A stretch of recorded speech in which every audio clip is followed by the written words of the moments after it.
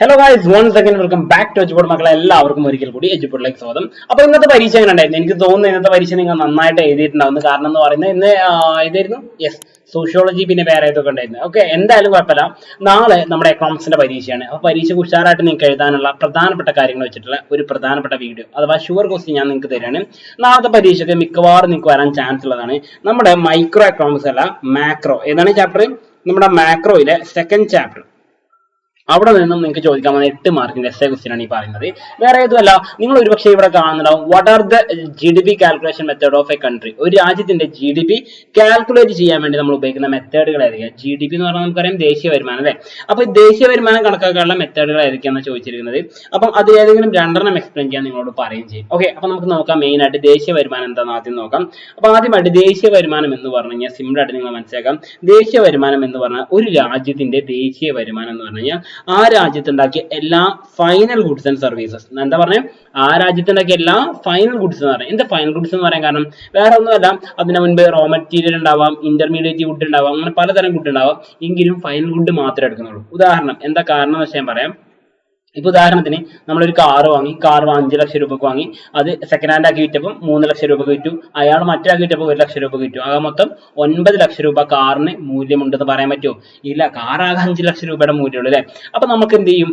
ഈ പറഞ്ഞിരിക്കുന്ന എല്ലാ സാധനങ്ങളുടെ വാല്യൂ കൂട്ടുകയാണെങ്കിൽ സെക്കൻഡ് ഹാൻഡ് കൂട്ടൊക്കെ അതിൽ കൂട്ടേണ്ടി വരും. അത് ഒഴിവാക്കാനാണ് നമ്മൾ എന്ത് ചെയ്യുന്നത്? ഈ പറഞ്ഞ ഫൈനൽ ഗുഡ്സ് എന്ന് പറഞ്ഞാൽ ഈ ഫൈനൽ ഗുഡ്സും സർവീസും മാത്രമേ ചേർക്കുള്ളൂ. അതിന്റെ മണി വാല്യൂ മാത്രമേ നമ്മളവിടെ പറയുള്ളൂ കേട്ടോ. മണി വാല്യൂ, പണത്തിന്റെ മൂല്യം മാത്രമേ പറയുള്ളൂ. ഇനി മറ്റൊരു പ്രത്യേകത, ഇത് നമ്മുടെ രാജ്യത്തിന്റെ അകത്തും ഉണ്ടാക്കിയത് മാത്രമല്ല, രാജ്യത്തിന്റെ പുറത്തുണ്ടാക്കിയ കാര്യം കൂടെ എന്ത് ചെയ്യും? നമ്മൾ ചേർക്കും. അതുകൊണ്ടാണ് NFI എവിടെ ചേർക്കുന്നത്. എന്ന് വെച്ച് കഴിഞ്ഞാൽ നമ്മുടെ രാജ്യത്തിന്റെ അകത്തും രാജ്യത്തിന്റെ പുറത്തും ഒരു വർഷം ഉണ്ടാക്കിയ എല്ലാ ഫൈനൽ ഗുഡ്സ് ആൻഡ് സർവീസിന്റെയും മണി വാല്യൂനാണ് നമ്മൾ എന്താ പറയുന്നത്? നാഷണൽ ഇൻകം എന്ന് പറയുന്നത്. ഇവിടെ പ്രത്യേകത ഉണ്ട്, ഫിനാൻഷ്യൽ ഇയർ എന്ന് പറയുന്നത്. ഫിനാൻഷ്യൽ ഇയർ എന്ന് പറഞ്ഞാൽ എന്താണ്? നമുക്കറിയാം, ഒരു ഫിനാൻഷ്യൽ ഇയർ എന്ന് പറഞ്ഞു കഴിഞ്ഞാൽ കൃത്യമായിട്ട് നമ്മൾ ജനുവരി മുതൽ ഡിസംബർ വരെയുള്ള സമയമല്ല. നമ്മുടെ ഇന്ത്യയിൽ ഫിനാൻഷ്യൽ ഇയർ ഏപ്രിൽ 1 മുതൽ മാർച്ച് 31 വരെയാണ്, അല്ലേ? അപ്പൊ ഇപ്പൊ നമ്മൾ നിലവിലൊരു ഫിനാൻഷ്യൽ ഇയർ അവസാനിക്കാൻ പോകുന്നത് മാർച്ച് 31 ഏപ്രിൽ 1 മുതൽ പുതിയ തുടങ്ങും. അപ്പൊ ദേശീയ വരുമാനം എന്താണെന്നുള്ള കാര്യം ഏകദേശം മനസ്സിലായി എന്ന് വിശ്വസിക്കുന്നു. ഇനി നമ്മൾ നോക്കുന്നത് അതിന്റെ പ്രധാനപ്പെട്ട 3 മെത്തേഡുകളാണ്. ആ 3 മെത്തേഡുകൾ നമ്മൾ വളരെയധികം ചുരുക്കി പറയുന്ന പേരാണ് പൈ മെത്തേഡ് എന്ന് പറയാറുണ്ട്. എന്താണ് പറയാ? Pi method. പൈ മെത്തേഡ് എന്ന് പറഞ്ഞു കഴിഞ്ഞാൽ product method, income method, expenditure method. ഇതിനെ ചുരുക്കി നമ്മൾ വിളിക്കുന്നവരാണ് പൈ എന്ന് വിളിച്ചേട്ടോ. ഞാൻ വിളിച്ചതാണത്, ഇത് ഒഫീഷ്യൽ പേരൊന്നുമല്ല. പ്രൊഡക്റ്റ്, ഇൻകം, എക്സ്പെൻഡിച്ചർ, ഈ 3 രീതിയിലൂടെ നമുക്ക് എന്ത് ചെയ്യാൻ പറ്റും? ദേശീയ വരുമാനം കണക്കാക്കാൻ പറ്റും. അത് എങ്ങനെയെന്നാണ് ഞാൻ പറഞ്ഞത്, നോക്കിക്കോളൂ. ആദ്യമായിട്ട് ഒരു രാജ്യത്തുണ്ടാക്കിയ എല്ലാ പ്രൊഡക്റ്റുകളുടെയും വാല്യൂ എടുക്കുകയാണ് ചെയ്യുക. അല്ലെങ്കിൽ ഇത് മറ്റൊരു പേര് പറയും, വാല്യൂ ആഡഡ് മെത്തേഡ് എന്ന് പറയാറുണ്ട്. ഇനി രണ്ടാമത്തത് ഇൻകം മെത്തേഡ്. ഒരു രാജ്യത്തുണ്ടാക്കിയ എല്ലാ ഫാക്ടേഴ്സ് ഓഫ് പ്രൊഡക്ഷൻ നമുക്കറിയാം. ലാൻഡ് അഥവാ ഭൂമിയുണ്ട്, ലേബർ ക്യാപിറ്റൽ ക്യാപിറ്റൽ മൂലധനമുണ്ട്, ആൻഡ് ഓണ്ടർപ്രണർഷിപ്പ് അല്ലെങ്കിൽ ഓർഗനൈസേഷൻ എന്ന് വെച്ച് കഴിഞ്ഞാൽ സംഘാടനം. ഈ 4 ഫാക്ടേഴ്സ് ഓഫ് പ്രൊഡക്ഷനും അതിൽ നിന്ന് കിട്ടുന്ന വരുമാനം ഉണ്ട്. ആ കിട്ടുന്ന വരുമാനത്തെ വെച്ചുകൊണ്ടാണ് നമ്മൾ ഇൻകം മെത്തേഡിൽ ഉപയോഗിക്കുന്നത്.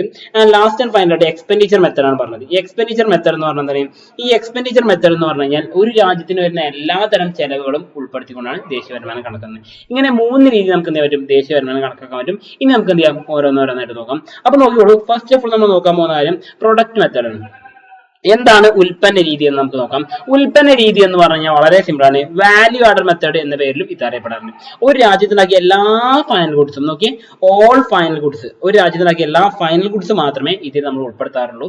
ആ പറയുന്ന ഗുഡ്സ് മാത്രമാണോ? അല്ല, അവിടെ ഉണ്ടാക്കിയ സർവീസുകളും നമ്മൾ ഇതിൽ ഉൾപ്പെടുത്തും. അപ്പോൾ രാജ്യത്തിന്റെ അകത്തും രാജ്യത്തിന്റെ പുറത്തും ഉണ്ടാക്കിയ എല്ലാ ഫൈനൽ ഗുഡ്സ്, നമുക്ക് ഫൈനൽ ഗുഡ്സ് പറയുമ്പോൾ എന്താ പറയുക? ഉദാഹരണം പറയുകയാണെങ്കിൽ നമ്മൾ ഗോതമ്പ് പൊടി, ചപ്പാത്തി, ഇതിൽ ഏതാണ് ഫൈനൽ ഗുഡ്? ചപ്പാത്തിയാണ്. ഈ ഗോതമ്പ് എന്ന് പറയുന്നത് അത് റോ മെറ്റീരിയൽ ആണ്. ഗോതമ്പ് പൊടി എന്ന് പറയുന്നത് എന്താണ്? അത് ഇന്റർമീഡിയറ്റ് ഗുഡാണ്. ആൻഡ് ചപ്പാത്തി എന്ന് പറയുന്നത് എന്താണ്? ഫൈനൽ ഗുഡാണ്, അല്ലെ? അപ്പൊ ഇവിടെ ചപ്പാത്തി നമുക്ക് എന്താ പറയാം? ഫൈനൽ ഗുഡ് എന്ന് പറയാം. ഇപ്പൊ ഒരു എക്സാമ്പിൾ ആണ് പറഞ്ഞത്. ഇതുപോലെ എല്ലാ ഫൈനൽ ഗുഡും മാത്രം എടുത്തിട്ടുള്ള നമ്മുടെ മെത്തേഡാണ് പ്രൊഡക്റ്റ് മെത്തേഡ് എന്ന് അറിയപ്പെടുന്നത്. ഇനി ഇവിടെ നമ്മൾ നോക്കുന്ന ഒരു കാര്യമുണ്ട്. ഒരു ഫിനാൻഷ്യൽ ഇയറിലാണ് നമ്മൾ കാൽക്കുലേറ്റ് ചെയ്യാന്ന് പറഞ്ഞു. അപ്പൊ അവിടെ വരുന്ന വലിയൊരു പ്രശ്നമാണ് ഡബിൾ കൗണ്ടിങ് എന്ന് പറയും.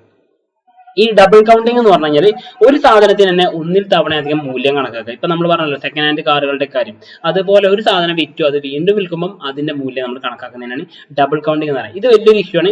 അത് ഒഴിവാക്കാൻ വേണ്ടി നമ്മൾ ഉപയോഗിക്കുന്ന മെത്തേഡാണ് വാല്യൂ ആഡഡ് മെത്തേഡ്, അല്ലെങ്കിൽ ഗ്രോസ് വാല്യൂ ആഡഡ് മെത്തേഡ് എന്ന് പറയും. എന്താണ് പറയുക? ഗ്രോസ് വാല്യൂ ആഡഡ്, അല്ലെങ്കിൽ നമ്മൾ അതിനെ GVA എന്ന് പറയാറുണ്ട്. അപ്പൊ ഗ്രോസ് വാല്യൂ ആഡഡ് അല്ലെങ്കിൽ വാല്യൂ ആഡഡ് മെത്തേഡ് അല്ലെങ്കിൽ ഗ്രോസ് വാല്യൂ ആഡഡ് എന്നറിയപ്പെടുന്ന GVA മെത്തേഡ് വഴിയാണ് നമ്മൾ കണക്കാക്കാം. അപ്പൊ GVA എന്ന് പറഞ്ഞാൽ യഥാർത്ഥത്തിൽ എന്താ പറയുക? നമ്മുടെ ഡിഫറൻസ് ആണ് പറഞ്ഞത്. എന്തൊക്കെ തമ്മിലല്ലേ? വാല്യൂ ഓഫ് ഔട്ട്പുട്ടും അതുപോലെ ഇന്റർമീഡിയറ്റ് കൺസംപ്ഷനും. എന്തൊക്കെ പറഞ്ഞേ? Value of output minus intermediate consumption. ഇത് രണ്ടും കൂടി തമ്മിലുള്ള വ്യത്യാസത്തിനാണ് നമ്മൾ എന്താ പറയാ? GDVA എന്ന് പറയാം. അപ്പോൾ ജസ്റ്റ് നിങ്ങളൊന്ന് കാര്യം മനസ്സിലാക്കുക, ഈ GVA കണക്കാക്കാനുള്ള ഇക്വേഷൻ ഇതാണെന്ന് വെച്ച് കഴിഞ്ഞാൽ അല്ല, നമ്മളിവിടെ GDP കണക്കാക്കാൻ വേണ്ടി ഉപയോഗിക്കുന്ന ഇക്വേഷൻ ആണ്. ഇതാ ഞാനിവിടെ കൊടുത്തിട്ടുണ്ട്. ഇതിൽ നിങ്ങൾ പഠിച്ചേക്കേണ്ട കാര്യം മാത്രം ഞാനിവിടെ മാറ്റി എഴുതിയേക്കാം. അഥവാ GDP, ഒരു രാജ്യത്തിന്റെ GDP എന്ന് പറഞ്ഞാൽ ശരിക്കും എന്താണ്? ഒരു രാജ്യത്തിന്റെ GDP എന്ന് പറഞ്ഞാൽ അവിടെയുള്ള ഒന്നാമത്തെ ഫേമിന്റെ GVA പ്ലസ് രണ്ടാമത്തെ ഫേമിന്റെ GVA പ്ലസ് എന്ന് പറഞ്ഞിട്ട് അങ്ങനെ എല്ലാ ഫേമിന്റെയും എല്ലാ സെക്ടറിൽ നിന്നുള്ള GVA കൂട്ടിയിട്ട് അവസാനം നമുക്ക് എത്ര ഉണ്ടാവും? എത്ര ഫേംസ് ഉണ്ടോ അതിന് നമ്മൾ N എന്നാണ് കൊടുക്കുന്നത്. അങ്ങനെ എല്ലാ ഫേമിന്റെയും GVA കൂട്ടിയിട്ട് നമുക്ക് എന്താ കിട്ടുക? ദേശീയ വരുമാനം നമ്മൾ കണക്കാക്കാറില്ല. ഇതാണ് ഒന്നാമത്തെ രീതി. ഇനി രണ്ടാമത്തെ രീതി അഥവാ ഇൻകം മെത്തേഡ് എന്ന് പറയുന്നത്, ഇൻകം മെത്തേഡ് എന്ന് പറഞ്ഞാൽ വരുമാന രീതിയാണ് അല്ലെ? ഒരു രാജ്യത്ത് നിന്ന് ഉണ്ടാക്കുന്ന വരുമാനം. ഇത് എവിടെ നിന്നുള്ള വരുമാനം പറഞ്ഞത്? ഫാക്ടേഴ്സ് ഓഫ് പ്രൊഡക്ഷൻ അഥവാ ഫാക്ടേഴ്സ് ഓഫ് പ്രൊഡക്ഷൻ നമുക്കറിയാം ഏതൊക്കെയാണ്? ലാൻഡ് ഉണ്ട്, ലേബർ ഉണ്ട്, ആൻഡ് ക്യാപിറ്റൽ ഉണ്ട്, ആൻഡ് ഫൈനലി ഓർഗനൈസേഷൻ ഉണ്ട് അല്ലെ? ഈ പറഞ്ഞിരിക്കുന്ന ഈ നാലെണ്ണത്തിന് നമുക്ക് കിട്ടുന്ന വരുമാനം ഉണ്ടല്ലോ, അത് വെച്ചിട്ടാണ് നമ്മളോട് എന്ത് ചെയ്യുന്നത്? ദേശീയ വരുമാനം കണക്കാക്കുന്നത്. അപ്പൊ നോക്കിക്കോളൂ, ഓൾ ഫാക്ടേഴ്സ് ഓഫ് പ്രൊഡക്ഷൻ ഉണ്ടല്ലോ, അതിൽ നിന്ന് കിട്ടുന്ന എല്ലാ വരുമാനം കൂട്ടിച്ചേർത്തിട്ടാണ് നമ്മൾ ഈ പറയുന്ന മെത്തേഡ് ചെയ്യാറുള്ളത്. അപ്പൊ നമുക്ക് നോക്കാം ഏതൊക്കെയാണ് ഇൻകം എന്ന് പറയുന്നത്. ഒന്നാമത്തെയാണ് ഇൻകം റിസീവ്ഡ് ബൈ ലാൻഡ്. നമ്മുടെ ഭൂമിക്ക് കിട്ടുന്ന വരുമാനം. ഭൂമിക്ക് കിട്ടുന്ന വരുമാനം എന്ന് പറയുന്നത് എന്താണ്? നമുക്ക് കിട്ടുന്നത് റെന്റ് ആയിരിക്കും അല്ലെ? ഇനി രണ്ടാമത്തെയാണ് income received by labour. Labour എന്ന് പറഞ്ഞാൽ ഈ പറഞ്ഞ തൊഴിലാളികൾക്ക് കിട്ടുന്ന വരുമാനം. തൊഴിലാളികൾക്ക് കിട്ടുന്ന വരുമാനം എന്ന് പറയുന്നത് എന്താണ്? അത് വേജ് ആവാം, സാലറി ആവാം. എന്ന് വെച്ചാൽ നമ്മൾ അതിനെ സൂചിപ്പിക്കുന്നത് W എന്നാണ് സൂചിപ്പിക്കാറുള്ളത്. ഇപ്പൊ ഒരു തൊഴിലാളിക്ക് കൂലി കൊടുക്കാറുണ്ട്, ശമ്പളം കൊടുക്കാറുണ്ട് അല്ലെ? അത് വെച്ചിട്ടാണ് നമ്മൾ പറയാറുള്ളത്. ആൻഡ് തേർഡ് വൺ, മൂന്നാമത്തെ വരുമാനം എന്ന് പറയുന്നതാണ് ബൈ ക്യാപിറ്റൽ അഥവാ മൂലധനത്തിൽ നമുക്ക് കിട്ടുന്ന വരുമാനം ഉണ്ട്. അതിന് നമ്മൾ പറയുന്നത് ഇൻട്രസ്റ്റ് എന്നാണ് അഥവാ പലിശ എന്നാണ് നമ്മൾ അതിനെ പറയാറുള്ളത്. ആൻഡ് ഫൈനലി നാലാമത്തെ അവസാനമായിട്ട് വരുന്നതിന് ഇൻകം റിസീവ്ഡ് ബൈ ഓൺട്രപ്രണർഷിപ്പ്, അല്ലെങ്കിൽ നമ്മൾ എന്താ പറയും? സംഘാടനം വഴി നമുക്ക് കിട്ടുന്ന വരുമാനമാണ്. ഒരു കാര്യം നമ്മൾ സംഘടിപ്പിക്കുമ്പോൾ അതിൽ നിന്ന് എന്ത് കിട്ടും? പ്രോഫിറ്റ് ആണ് കിട്ടാറുള്ളത്. ഓക്കെ, അപ്പൊ ഈ 4 വരുമാനങ്ങൾ നമ്മൾ കൂട്ടിച്ചേർക്കും. ഇതിന്റെയൊക്കെ ലെറ്റർ സൂചിപ്പിക്കുന്നത് നോക്കുക, RWIP. ഈ 4 നമ്മൾ ചേർത്ത് എഴുതുമ്പോൾ ദേശീയ വരുമാനം കിട്ടും. നോക്കിയോളൂ, അഥവാ GDP എന്ന് പറഞ്ഞ് ഐഡന്റിക്കൽ എന്ന് വേണം എഴുതാൻ കേട്ടോ. ഒരിക്കലും ഈക്വൽ എന്ന് പറഞ്ഞിട്ട് എഴുതരുത്. അതിനേക്കാൾ ഒന്നുകൂടി നല്ലത് ഐഡന്റിക്കൽ ആണ്. 2 വരട്ടാൽ ഈക്വൽ എന്നാണ് അതിന്റെ അർത്ഥം. 3 വരട്ട് കഴിഞ്ഞാൽ ഏകദേശം തുല്യമായിരിക്കാം എന്നാണ് ഐഡന്റിക്കൽ കൊണ്ട് അർത്ഥമാകുന്നത്. അപ്പൊ GDP എന്ന് പറഞ്ഞാൽ ശരിക്കും R പ്ലസ് എന്ന് വെച്ച് കഴിഞ്ഞാൽ rent plus wage plus interest plus profit. ഇത്രയും കാര്യം കൂട്ടിച്ചേർത്ത് നമുക്ക് എന്ത് കിട്ടും? ഈ പറഞ്ഞ ഇൻകം മെത്തേഡിലെയും ദേശീയ വരുമാനം നമുക്ക് കണക്കാക്കാൻ പറ്റും. ഇനി മൂന്നാമത്തെ അവസാനമായിട്ടുള്ളതാണ് ചെലവ് രീതി അഥവാ എക്സ്പെൻഡിച്ചർ മെത്തേഡ്. ഇവിടെ നമ്മൾ ഉപയോഗിക്കുന്നത് ഒരു എക്കോണമിയിൽ ഉണ്ടാകുന്ന എല്ലാ സെക്ടറുകളുടെയും ചെലവുകളാണ്. അപ്പൊ നോക്കിയേ, എല്ലാ സെക്ടറുകളിലും ഉണ്ടാകുന്ന ചെലവാണ് പറഞ്ഞത്. ഇവിടുത്തെ സെക്ടേഴ്സ് എന്ന് പറയുമ്പോൾ നമുക്കറിയാം ഏതൊക്കെയാണ് സെക്ടേഴ്സ്. നമുക്കറിയുന്ന കാര്യം, 1 ഫേംസ് അഥവാ ഉൽപാദകര്, 2 നമ്മളെ പോലുള്ള ആൾക്കാർ ഉൾപ്പെടുന്ന ഹൗസ്ഹോൾഡുകൾ, 3 നമുക്കറിയാം ഏതാണ്? ഗവൺമെന്റ് സെക്ടറാണ്. 4ാമത്തെ നമ്മൾ വിളിക്കുന്നവരാണ് എക്സ്റ്റേണൽ സെക്ടർ അല്ലെ? അപ്പൊ ഈ 4 സെക്ടറിനും ഉണ്ടാകുന്ന എല്ലാതരം ചെലവുകളും ഉൾപ്പെടുത്തിയിട്ടാണ് നമ്മൾ ഈ രീതി പറയുന്നത്.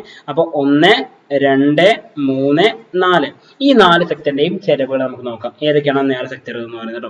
അപ്പൊ നോക്കിക്കോളൂ, അതിൽ ഒന്നാമത്തെ സെക്ടറാണ് നമ്മളിവിടെ പറഞ്ഞു വെച്ചത്, ഈ പറഞ്ഞ ഫൈനൽ കൺസംപ്ഷൻ എക്സ്പെൻഡിച്ചർ. ഈ കൺസംപ്ഷൻ എക്സ്പെൻഡിച്ചർ ആരുടെ സൈഡിൽ നിന്നുണ്ടാകുന്നത്? നമുക്കറിയാം, നമ്മളെ പോലുള്ള ഹൗസ്ഹോൾഡ്, നമ്മളെ പോലുള്ള ഉപഭോക്താക്കൾക്കാണ് സാധാരണ ഈ ഉപഭോഗം ഉണ്ടാവാറുള്ളത് അല്ലെ? അപ്പൊ ഉപഭോഗ ചെലവ് ആരുടെയാണ്? നമ്മളുടെ ആണ്. ഇനി രണ്ടാമത്തെ ഇൻവെസ്റ്റ്മെന്റ് എക്സ്പെൻഡിച്ചർ. ഇൻവെസ്റ്റ്മെന്റ് ആരാണ് നടത്താറുള്ളത്?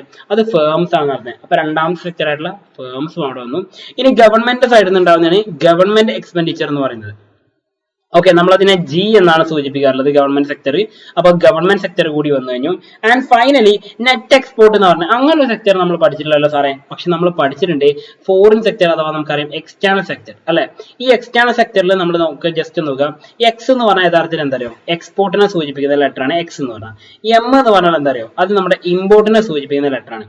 അപ്പൊ എക്സ്പോർട്ടും ഇമ്പോർട്ടും തമ്മിലുള്ള വ്യത്യാസമാണ് എന്ത് ചെയ്യുന്നത്? X മൈനസ് M എന്ന് എഴുതുന്നത്. അതിന് നമ്മൾ വിളിക്കുന്നവരാണ് നെറ്റ് എക്സ്പോർട്ട് എന്നാണ് വിളിക്കുക. എന്താ വിളിക്കുക? നെറ്റ് എക്സ്പോർട്ട് എന്നാണ് വിളിക്കുക.